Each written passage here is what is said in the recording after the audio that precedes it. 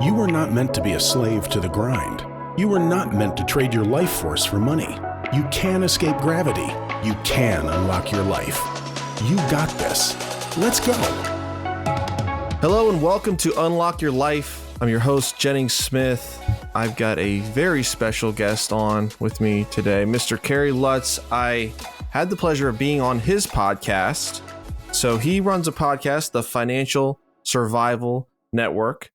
Kerry is a economics guy. He is a student of the Austrian vision of the world in the economics. He's a graduate of Pace University. I enjoyed talking with him. He was extremely knowledgeable, and I wanted him to come on my show and talk with us about what he sees going on, because we know rates are going up crazy. The Fed is all over the place. They're saying one thing. Are they going to do another? And I just wanted to bring Kerry on. So Kerry, thank you for joining us. I appreciate you spending some time with us. How are you doing, man? It's good to see you again. All right. Great to see you. And I'm really honored to be on your podcast, Jennings. And hey, hopefully we can give a little insight and a little direction in a very difficult macroeconomic environment. Well, talk to me a little bit before we get into the specifics. Talk to me a little bit about the Austrian model of economics, just for those that don't understand what that is or what that means. And how does that differ, and why did you resonate with that?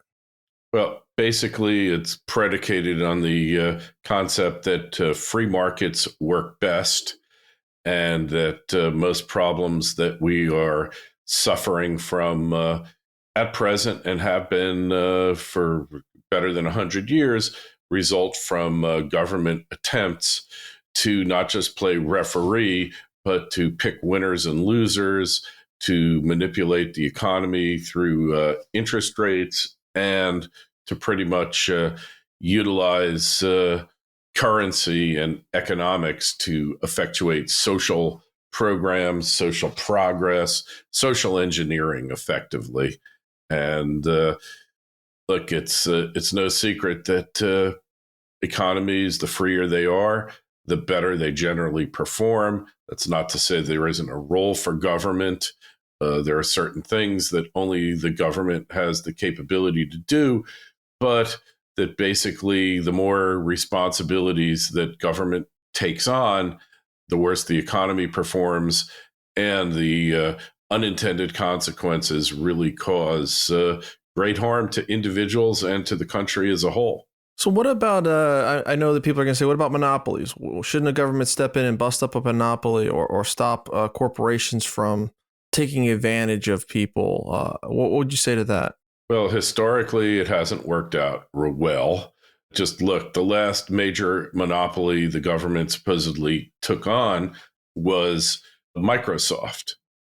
And during this time, Microsoft was doing some, I guess, things with, without much concern, like forcing computer manufacturers to take on their programs, forcible distribution, all sorts of things. But basically, Microsoft now is stronger than ever, certainly from an economic standpoint. So their efforts didn't work out well. Before that, there was the telephone company breakup. Mm-hmm. And that maybe arguably worked out better. But the reason it worked out better was that effectively more competition came into the market. But basically, over time, monopolies fail unless they're physical monopolies like your power company and your water, your gas company. Generally, monopolies like Microsoft really doesn't have a monopoly anymore. There are other operating systems. There's Google. There's all sorts of other things that have come about that Microsoft's monopoly isn't what it once used to be. So left alone, the competitors will crop up and they'll eat the lunch of the complacent gorilla, as they get, more settled in their ways. There's opportunities that open up for the newcomer. Exactly. That's not, and the government has been doing more and more to encourage concentration in industries and to aid and abet the very things that they supposedly were out to stop. Gotcha. Okay, so we kind of understand the viewpoint that you see the world as, which is live and let live, kind of leave well enough alone, let the markets evolve. Let's talk about one of the biggest ways the government's interfering with our lives, and that is rates. And before we get into talking about Powell and where the rates are going, explain to me the economic structure that it would look like without the Federal Reserve, without rates. Like, how would we determine rates? I mean, would it just be private lending, or how would that come about? Well, it's important to understand what the Federal Reserve does.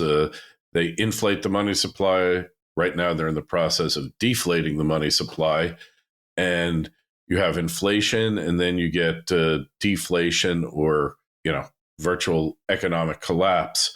They facilitate government's profligate spending by effectively printing up money for the deficit upon demand. And back in the golden era, I think it was after Andrew Jackson defeated the Second Bank of the United States, basically forced it into liquidation. We had free banking in the United States, and we were on a gold standard.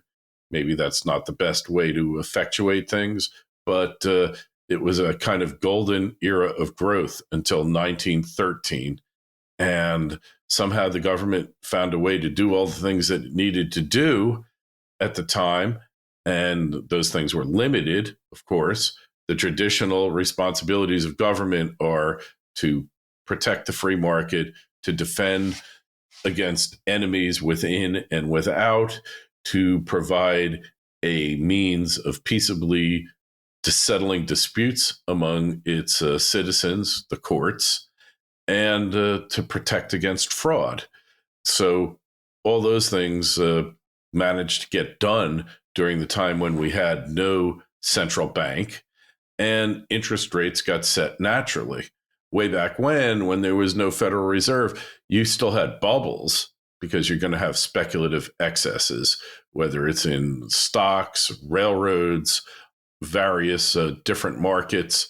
You get bubbles, but you couldn't have multiple bubbles blown at the same time, like real estate, like student loans, like auto loans, all those things, which eventually these bubbles pop. We saw it happen in 08 and 09 with the Great Recession, the real estate bust. Look, you're going to have bubbles no matter what because you got human nature, but you don't want the government to facilitate bubbles and, the everything bubble. You hit on student loans there, and it's like, I think that is a crazy bubble, because if I'm loaning someone, let's say an 18-year-old kid comes to me and says, hey, I want to go to Clemson University and study political science for 6 years, and I want you to pay all my living expenses and my tuition, et cetera, et cetera. Will you loan me $200,000? That's not a great credit risk. I mean, I'm not going to most likely make that loan if I had to actually loan my own personal capital to this 18-year-old kid.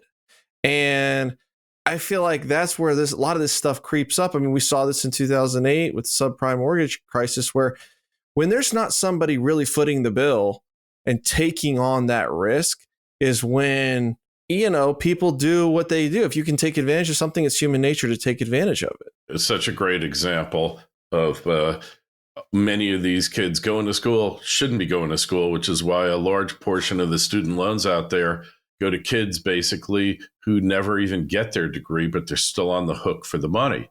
The government is got this role that I heard an economist once call it the accommodating loser. And in this case, no one in their right mind is going to loan a kid $250,000 to buy a Bentley or a Rolls Royce, but they'll loan them $250,000 to get a useless degree. At least he can resell the Bentley for $200,000. Maybe, yeah, and right, or arrange to get it stolen and get an insurance payout for the whole amount. But how do you repossess the guy's education? Can't be done. It's not adequate collateral. And right. If the market decides that this 18-year-old should get a Bentley or a Rolls, then they're undertaking the risk. It's a voluntary transaction. Might not be one you or I do, but that's the way the market works.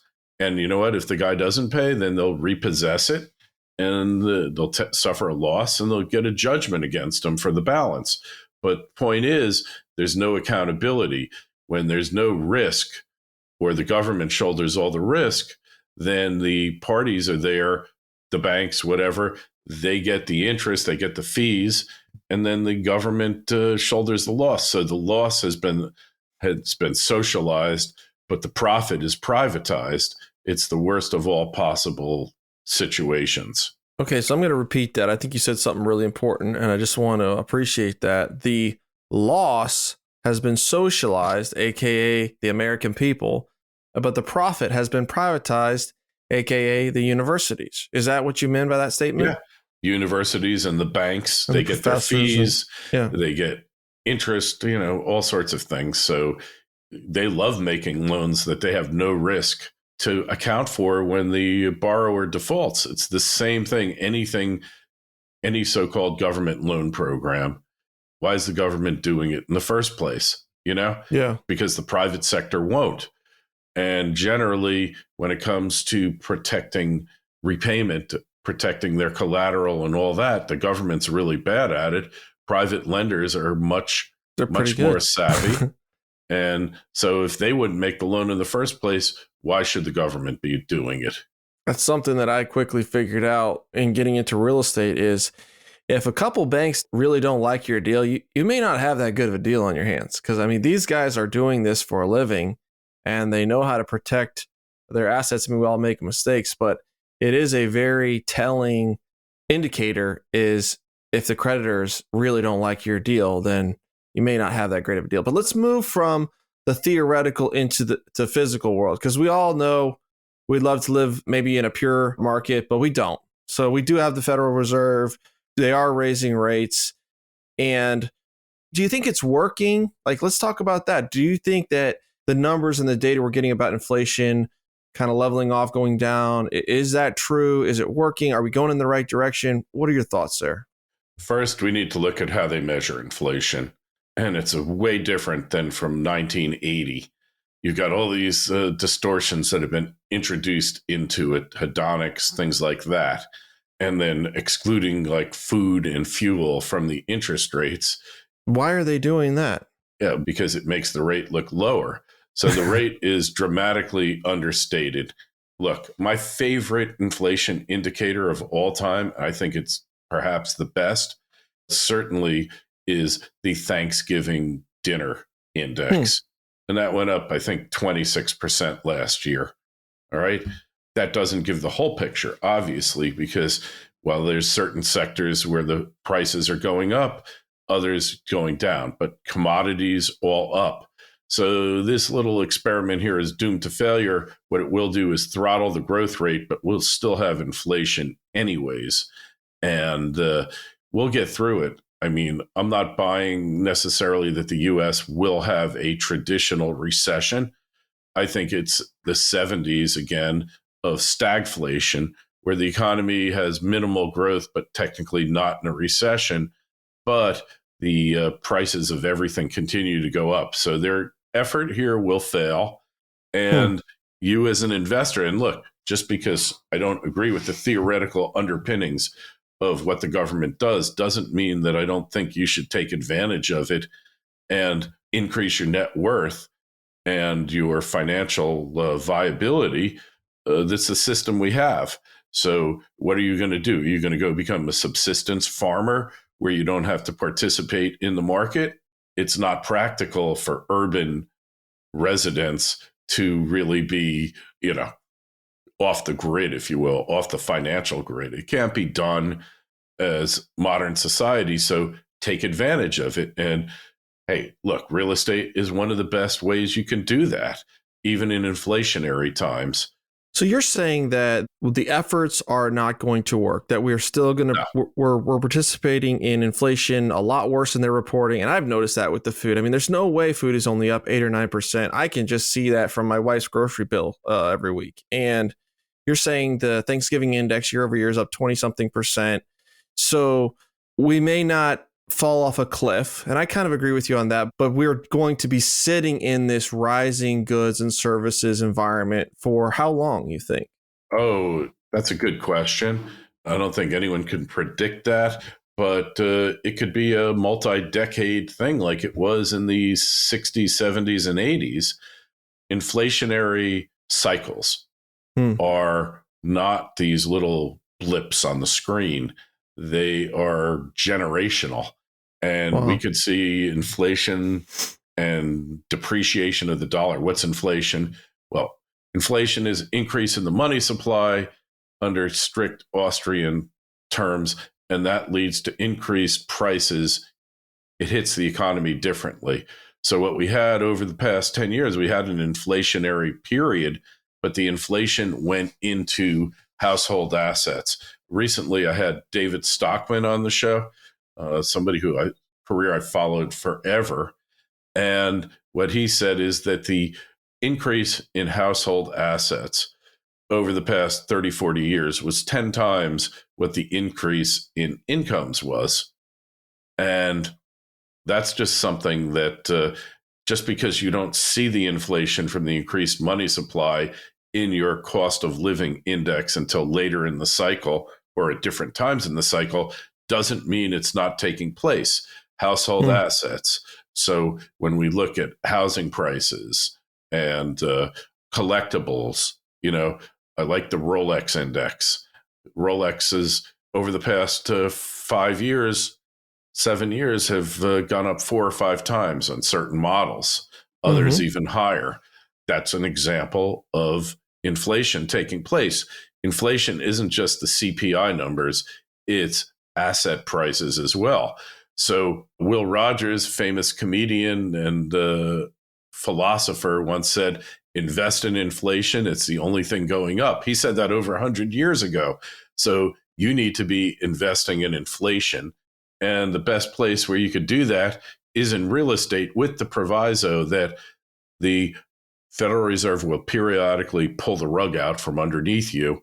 And if you're improperly leveraged or set up in certain assets, it's going to be very difficult for you.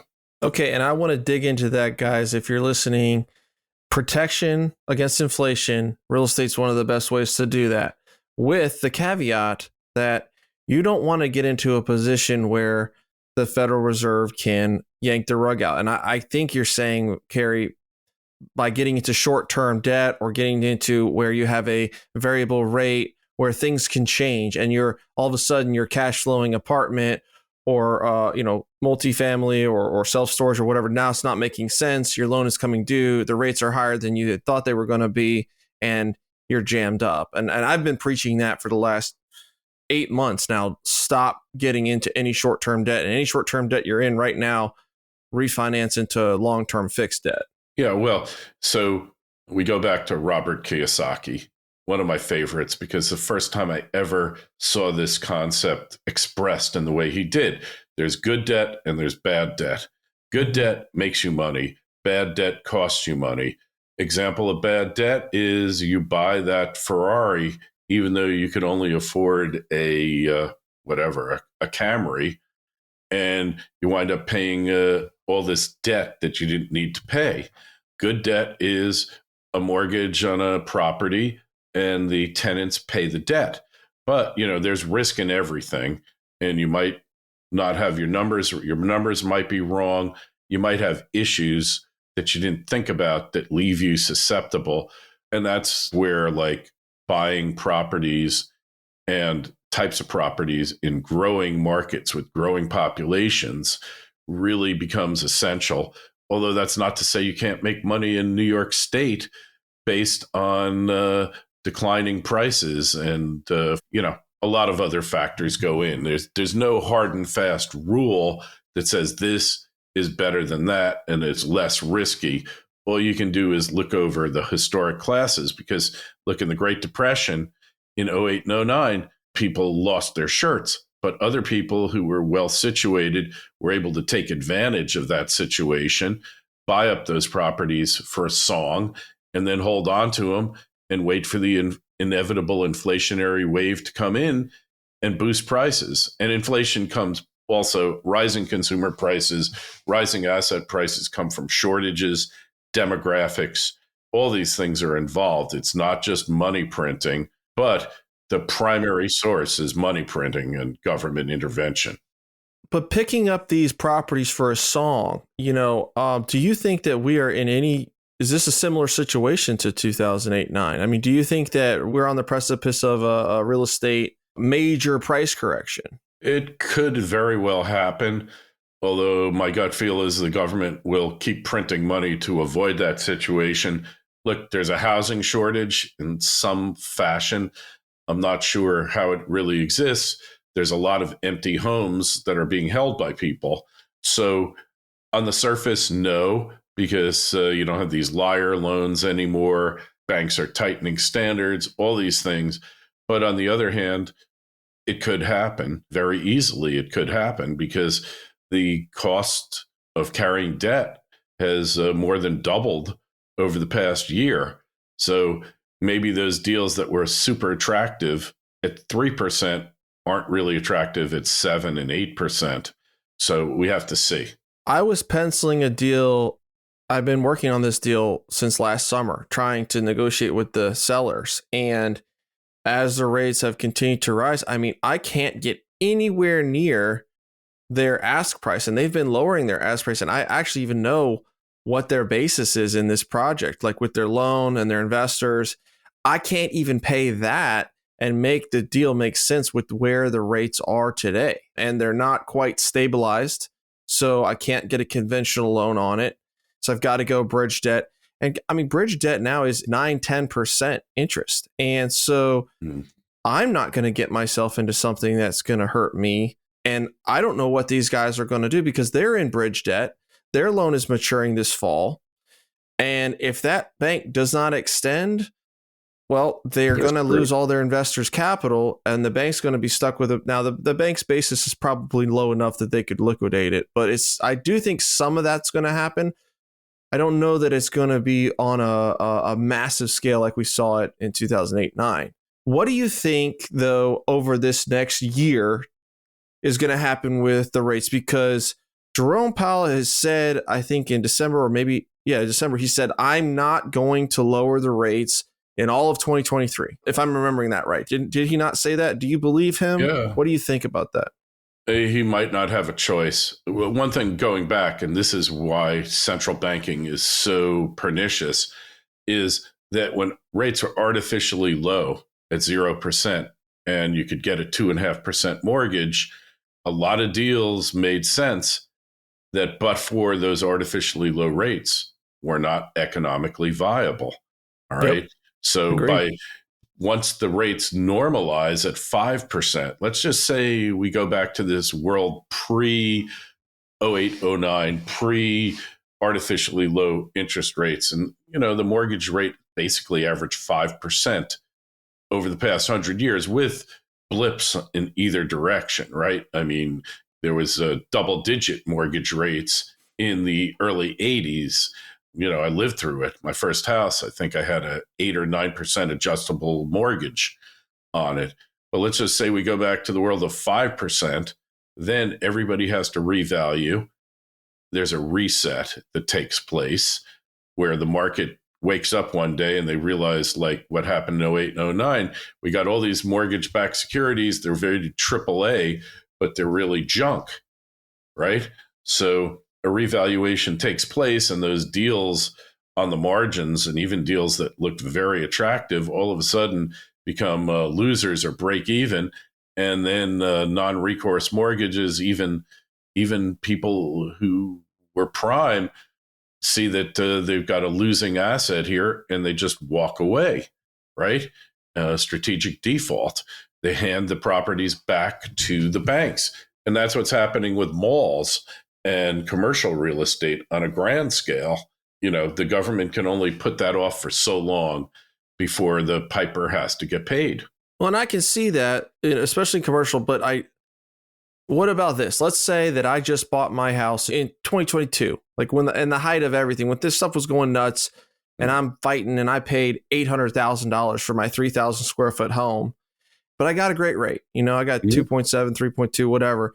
And now my house is worth $600,000. Well, it's worth less than I paid.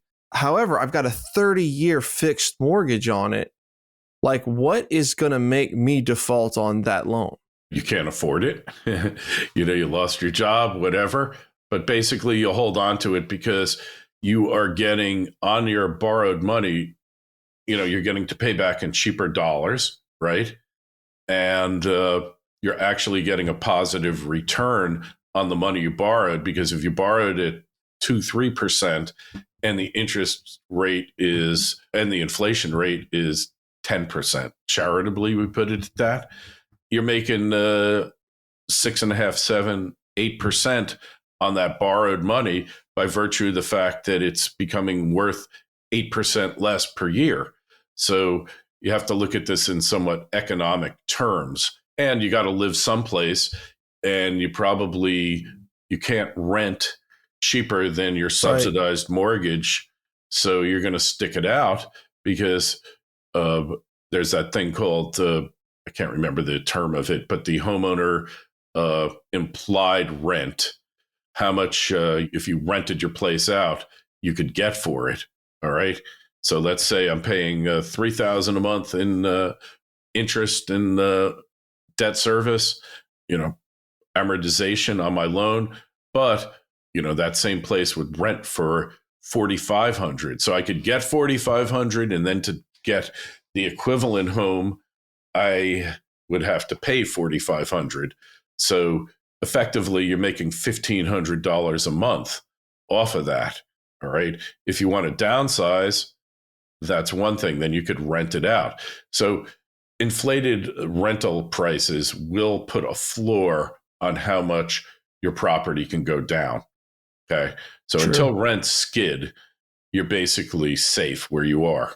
Yeah. And that's kind of my argument, that I don't think we're going to fall off the cliff with the single family, because if I'm in a 30-year mortgage on a low rate, unless I have to move, like my job is moving me or some sort of extenuating circumstances, if I can't rent someplace cheaper and I can't buy someplace with a lower payment because now the rates are higher, I'm just going to have to sit tight and wait it out. Kind of like people that bought in 2006 and 7, they had to wait it out a decade really before they were break even again. And so that's sort of my thought with where that's going. But getting back to the original question, you said Powell may have to lower rates in 2023. Can you expound on that?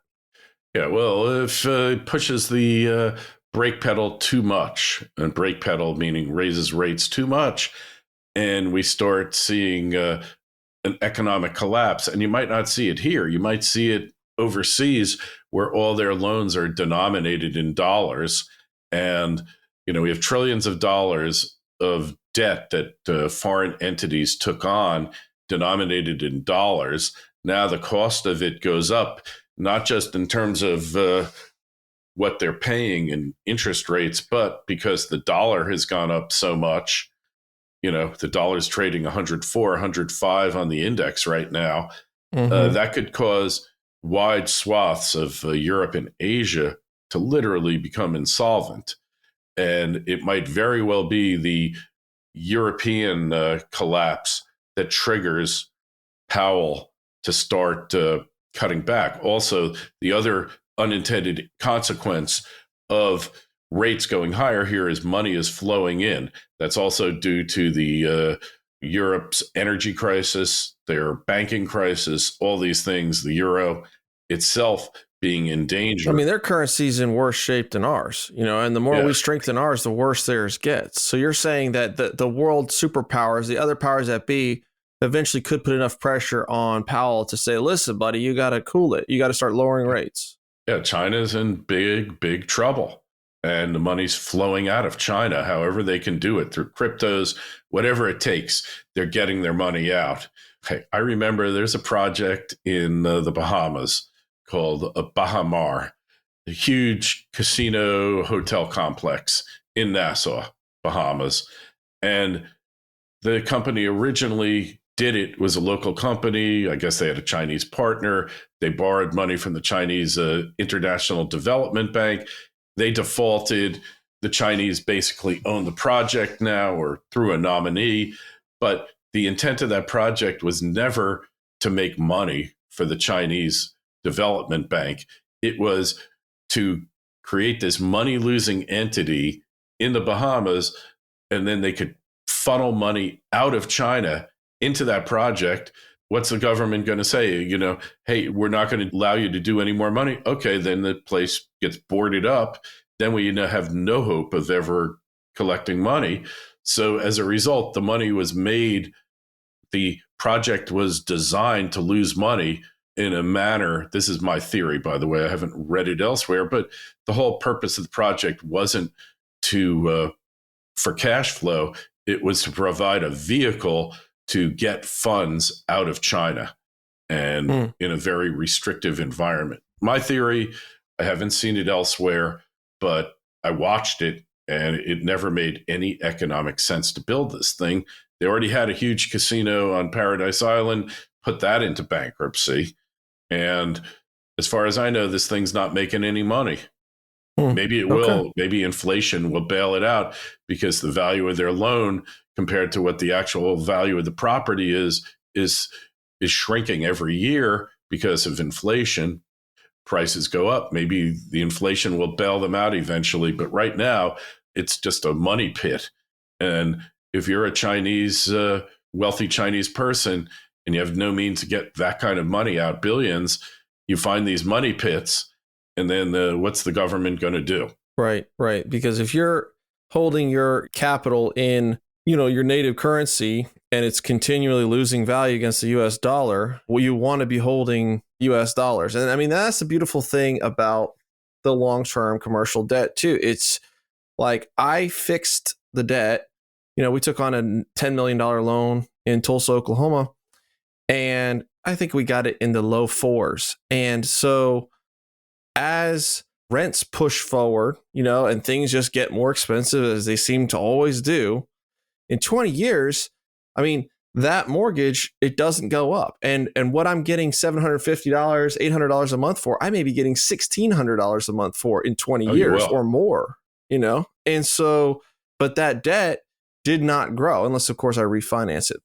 And that's the power of good debt versus bad debt. And I think people, they think, oh, debt is bad. Debt is money, if leveraged and utilized properly. And I think that's also where you think about the United States, the debt that they have, right? The obligations that they have. And so it behooves them to print more capital, to devalue it, to make inflation go up, because it just makes everything easier to pay off. They have no choice here. This is a effort to save the dollar, to stabilize the dollar because of all the stimulus and deficits and everything else. And the money is being sucked into the country, flow rates like you can't believe, like record rates. And effectively, you did what Will Rogers said. You invested in inflation. And inflation, my friend Jason Hartman, I'm sure you know him, he calls it inflation-induced debt destruction. And that aspect of real estate investing is more advantageous than ever before. That's not to say you wind up, people move out because they can't afford it, but you got to live someplace. The last thing you're going to stop paying is your rent, assuming you'll cut back on everything. You're not going to stop paying your rent and utilities, right? Right. Well, Kerry, I could talk to you about this all day. I appreciate you coming on. Thank you so much. So we've got Kerry Lutz, the Financial Survival Network. That's his podcast. What's the best way for people to connect with you, Kerry, and follow you on social or through your networks? Well, I'm on Facebook, Twitter, and all that. At Kerry Lutz at Twitter, Facebook. It's Kerry Lutz. Just find me. And of course, the main website, the mainstay, financialsurvivalnetwork.com. And I really appreciate you having me on, Jennings. Like I say, I could talk about this stuff all day. In fact, I have before. It's just nice to find somebody who wants to talk about it, because most people see this is the knowledge gap. And this is the other thing. One other thing I'd like to emphasize is that you really, really have to invest in human capital, meaning yourself. Get educated. Places like your podcast, Jennings, really great places to do it, because the one guaranteed return you will get in life, other than buying a useless degree at an Ivy League school like in puppetry, but you get the education now. And it's never been easier to become educated here, to actually become the true Renaissance man. That's what you need to do. Don't think that just because you graduated from college, law school, medical school, your education is over. Lifelong education, because then when you confront these situations we're in, you're going to have the knowledge to get through it, not just survive it, but thrive, to actually profit and really build generational wealth. The opportunity, I just want to make this really clear, even though I painted a negative picture, the opportunity now to build wealth has never been greater for the average person, largely because of the government screw ups, all this. Because the government will loan you money for a myriad of projects that you can make money on, buy assets that cash flow, that give you a return, that the debt will be diminished by inflation, and you will clean up in this time, and people look back and think you're a total freaking genius when you just followed the math. Exactly. I couldn't agree more. So guys, that's Kerry Lutz, KerryLutz on Facebook, Instagram, Twitter. Go out there and give him a follow. He's got a lot of knowledge to share. I know I've learned a lot on this show. So Kerry, appreciate you, man. And we'll chat soon. Hope so. Pleasure being on with you. Thank you.